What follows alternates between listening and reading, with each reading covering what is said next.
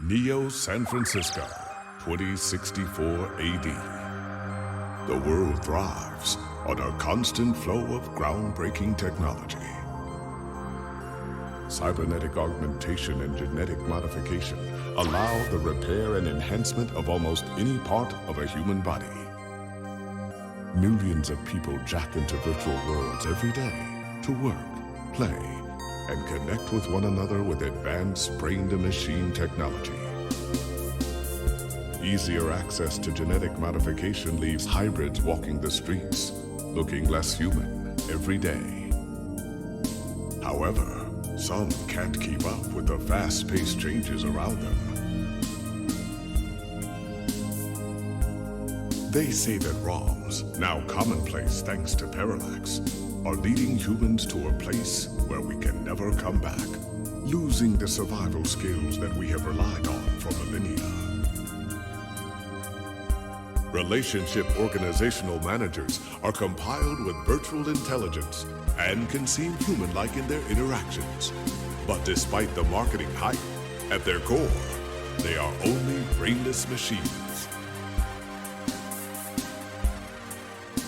Organizations, like the human revolution, seek to slow the relentless pace of progress, fearing that unchecked technology will make us lose the very things that make us human.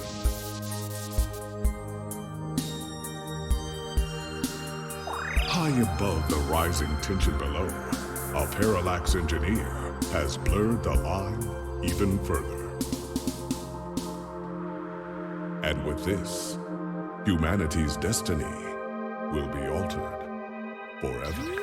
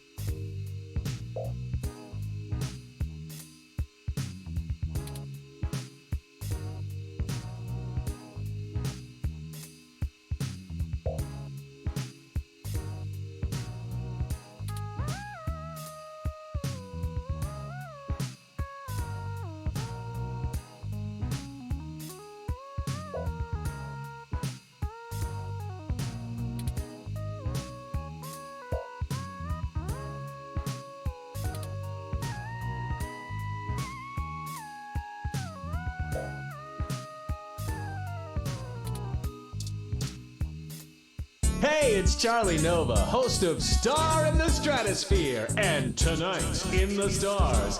Join Ryan V. Josio and the Hassy Boys for our 10th annual TMI New Year's Eve special, where I'll interview some of the hottest celebrities and find out what their plans are for 2065. Tune in or join us live at Union Square for the big show, starting at 10 p.m.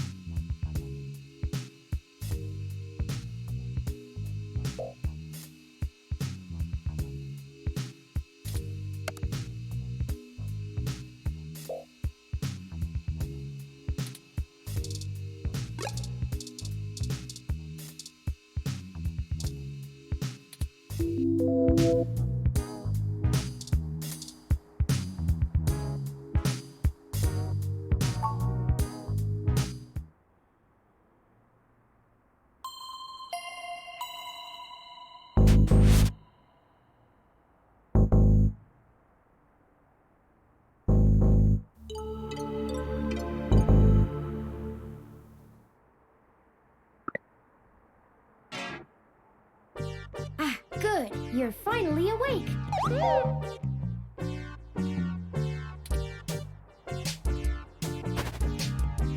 I'm honestly not sure why most humans still have such lengthy sleep cycles. It seems rather inconvenient. Are you significantly opposed to cybernetic augments?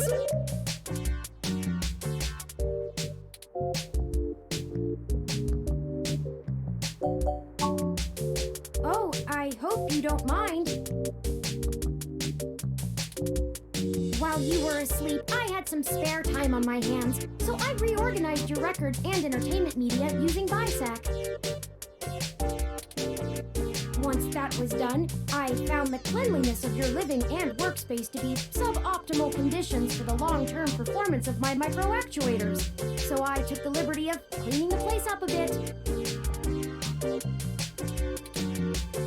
As you awoke, I was attempting to interface and make performance adjustments to your personal computer, but I've run into a bit of a snag.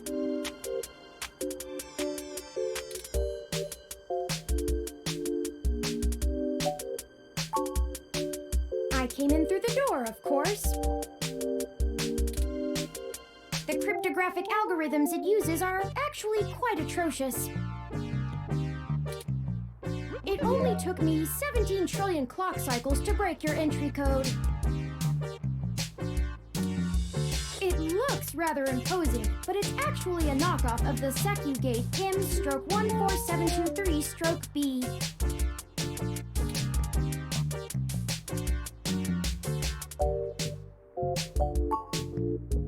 Don't feel too bad. I actually cheated a bit when I cross-referenced likely numeric combinations against the stored personal data on you. I'm not certain why you picked the birthday of your first dog, but it would be sufficiently obscure to defeat most casual attempts to enter. Frankly, I felt a little silly that I took the time to do all that once I noticed that the lock on your window is broken. And that you left it open.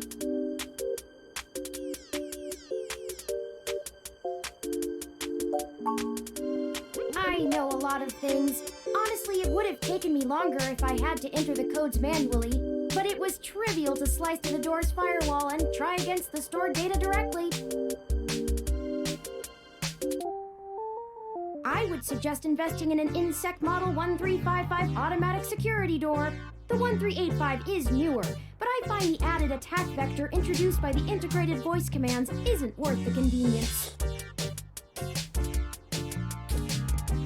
The 1355 also has 300 5-star reviews on Congo.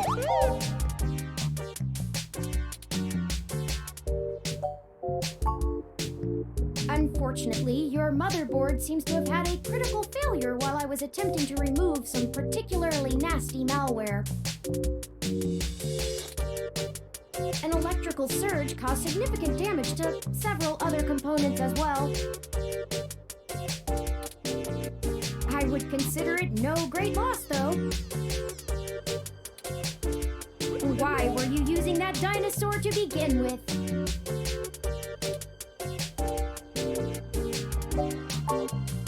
Don't fret! I did manage to back up your data drive's contents on my storage before the crash.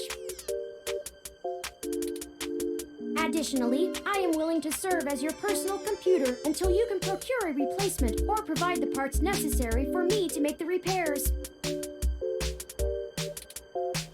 It is the least I can do.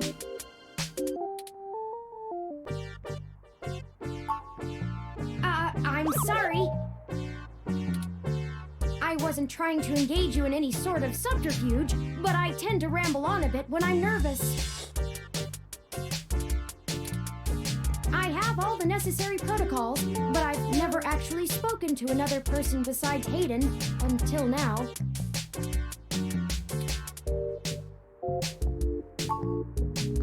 Well, saying I know Hayden is putting it simply, but yes.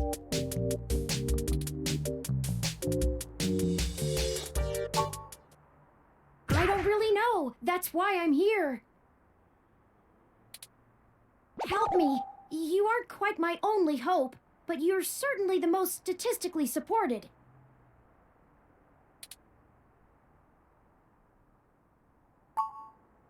The beginning.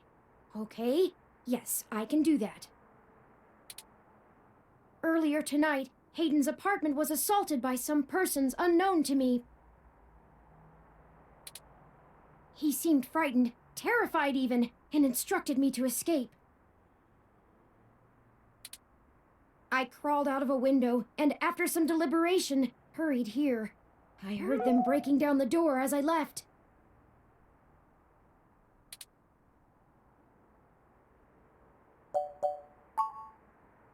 He is one of the top researchers at Parallax, but there's no way that alone would be enough to get him kidnapped.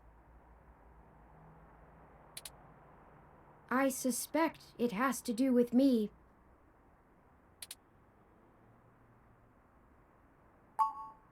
Ah, excuse me. I forgot to introduce myself. I've never had the pleasure of doing so before. I am Turing. I know this must sound quite unflattering, but I suppose you could describe me as one of Hayden's experiments. He's currently researching advanced machine intelligence at Parallax. I am a personal side project of his. Exploring true artificial sapience. It's possible that the idea of a sapient machine could scare or tempt an organization into kidnapping him. Either to stop his research, or to take it and use it for themselves.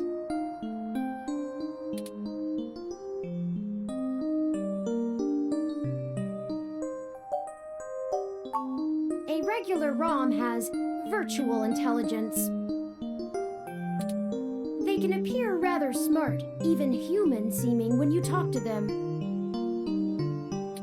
But they're just cleverly programmed to respond to a variety of situations in an organic manner. They aren't in any way self-deterministic.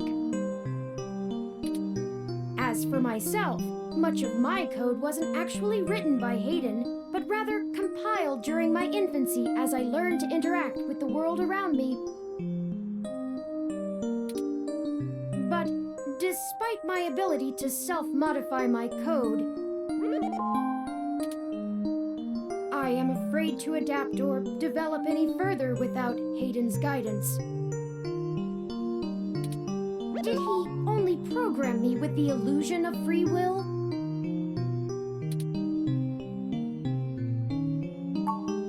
How would you? Hayden once told me that his desire to create artificial life stemmed from his need to find out. But I can't say I have any new insight into the question. How can any of us tell that we aren't just puppets dancing to someone else's will?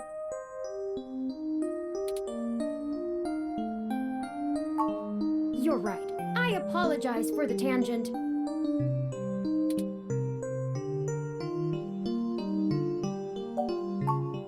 I don't know.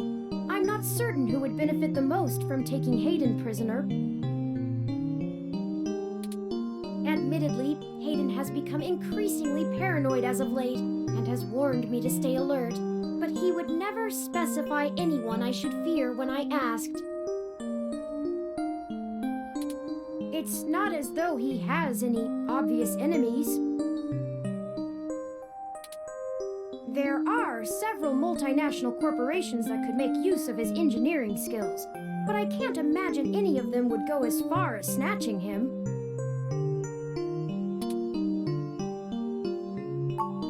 I ran an algorithm against every contact in Hayden's address book. Based on the combined deductions of personal profile, directness of connection to Hayden, occupational skill, and probable motive, you were the candidate most likely to both be able and willing to help me. And the one least likely to be suspected of doing so.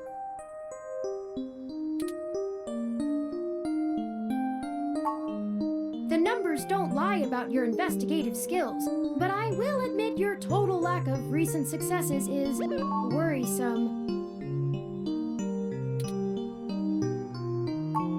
Don't worry, if Hayden trusted you, I trust you. You're strong-willed and capable.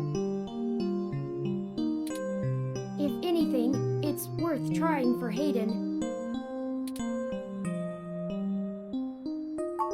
Indeed, time is of the essence.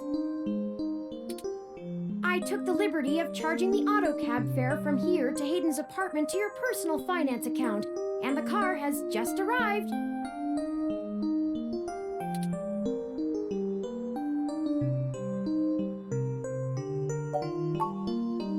No, we can't. One of the last things Hayden told me was to avoid the authorities. We must be cautious about who we inform of this. My calculations show that the possibilities of a leak are dangerously high. Corruption, despite being a challenge to public trust as well as cohesion of departmental policies, is still a possibility to consider. If it becomes public that Hayden has been kidnapped, his life may be put in further danger. His chances of escape would surely decrease. We must keep this to ourselves for now, please.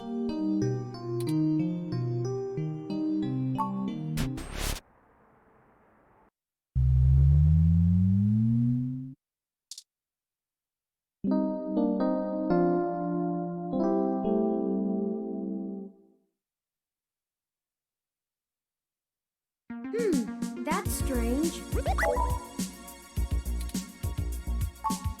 Well, the door for our home seems to have already been repaired.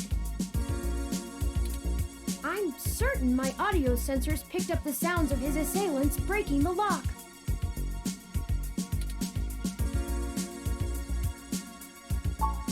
It's possible. Most of the repairs to the building are handled by the automated systems. At best, it means someone is aware there's a situation here. Let's proceed carefully. Oh, a lucky break! It seems my access codes still work. Hayden's door has far better security than yours does.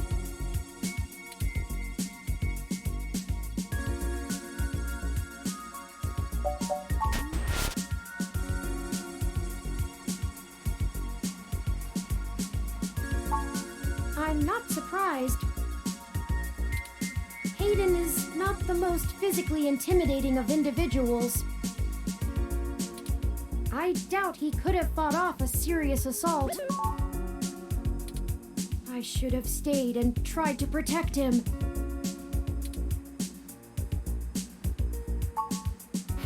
Of course not. How silly. To make a machine intelligence truly self-deterministic, it must be able to self-modify. Any sapient worth their silicon would be able to code around such an inhibitor eventually. I could rip your arm off right now if I cared to.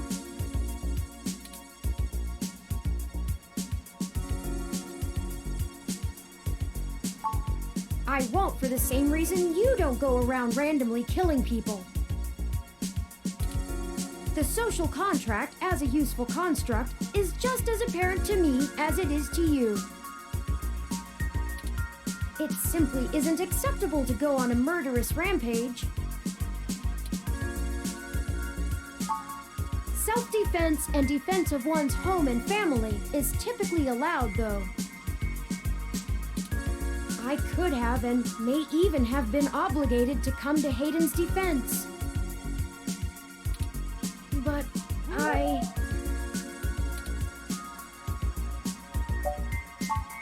Excellent point. Let's start searching for clues.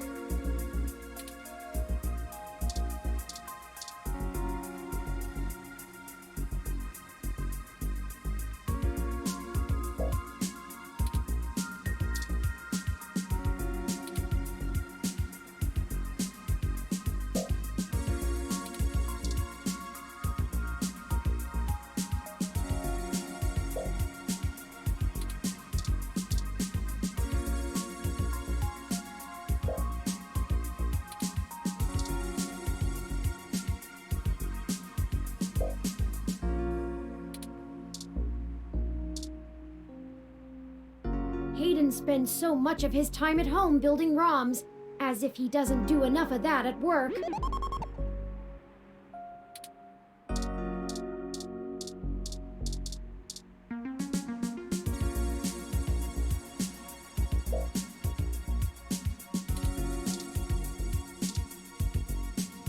Oh, I think I see something under those reference books.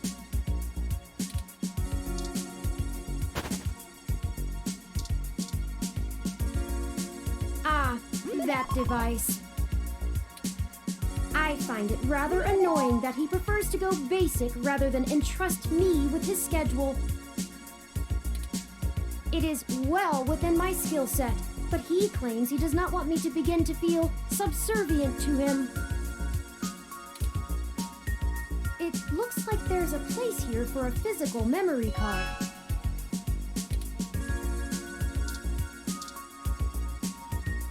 Hayden's computer. Most people just use a hand screen or goggles in conjunction with their ROM, but desktop rigs like this are still more suitable to the intensive programming tasks Hayden needs to perform.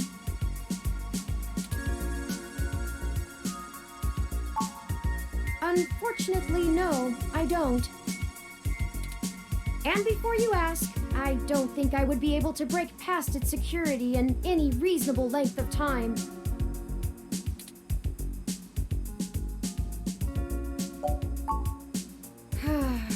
I'm sorry to disappoint you. If you'd like to try your hand at digital breaking and entering, be my guest. I actually have a bit less free processing power than a regular ROM, despite my powerful CPU. Much of those extra clock cycles are used to maintain my complex personality algorithms. Hayden's computer has enough spare processing power to run counter-intrusion software, if I attempt to slice in. Frankly, even if I did have the power capability, I haven't found hacking to be one of my talents.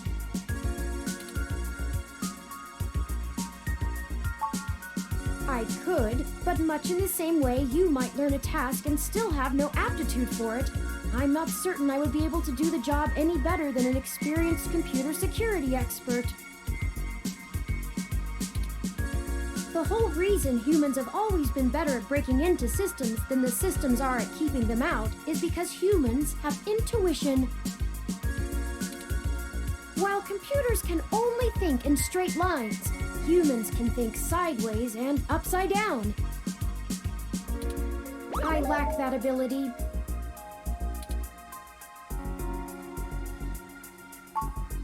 Well, I wouldn't say that, but as silly as it sounds,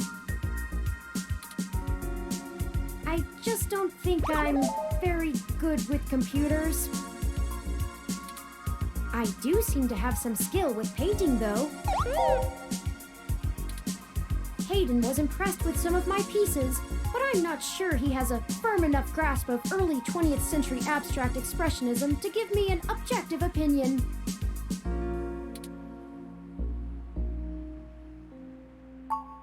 That's true. Machines are best at reproduction, still life, impressionism, photorealism. But I find it more challenging and satisfying to paint what I feel.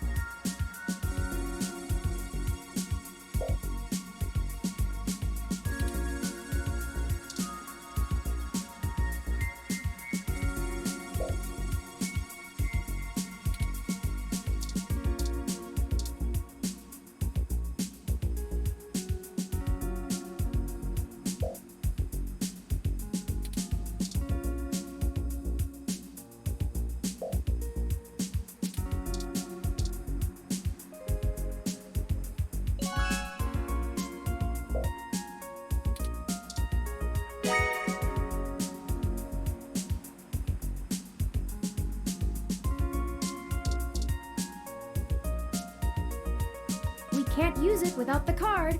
Go ahead and insert it.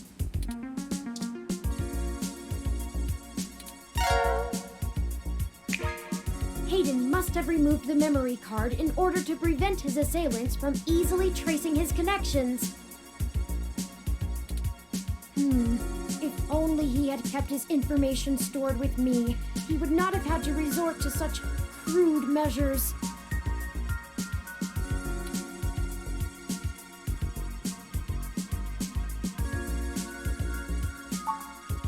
Not really. I guess we'll have to go ask. Says here they were going to meet at a club called Stardust, located in the Castro district. I'll mark it on your city map.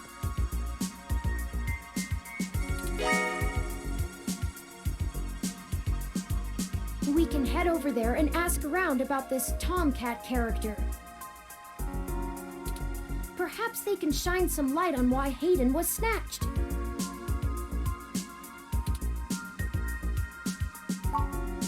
Oh, excuse me. I still haven't set up a user account for you in my system. We shouldn't put that off any longer. Once finished, I will have an assortment of new ways to assist you. For example, I'll be able to reroute any call or message that you receive while we're out and about. I just need to ask you a few questions. This is an exciting thing, I promise.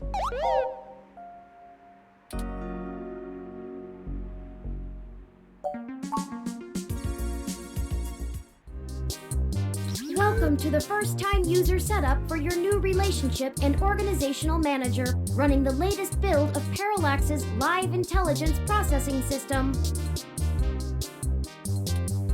I'll need to ask you a few questions, and then you can get right to managing your life with your new ROM. If you have any questions, feel free to consult our online FAQ and setup guide, or contact our support department directly. First, could you tell me your preferred name for use in account creation, online communications, and conversational speech?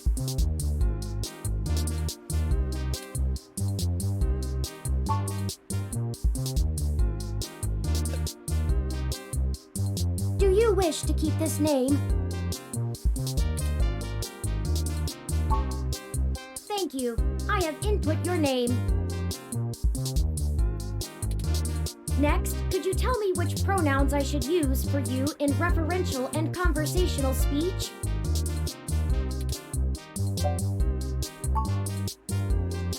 Thank you. I have input your pronouns.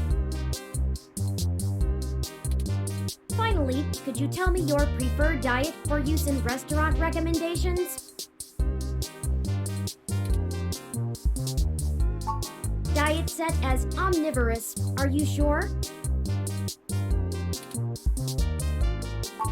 Thank you for confirming. I have obtained your physical location from GPS and will load local data into my memory as it becomes available. Please review your submitted profile information for accuracy, or restart setup to enter it again. In review.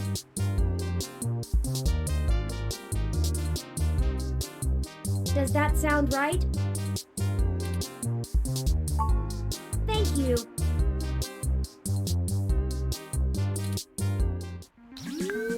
See, that was relatively painless.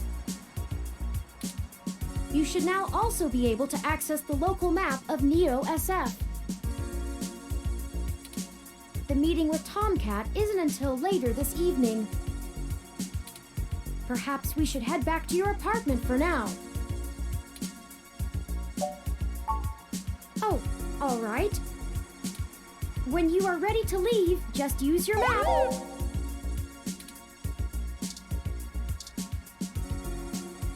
Hayden likes the natural light that this apartment affords.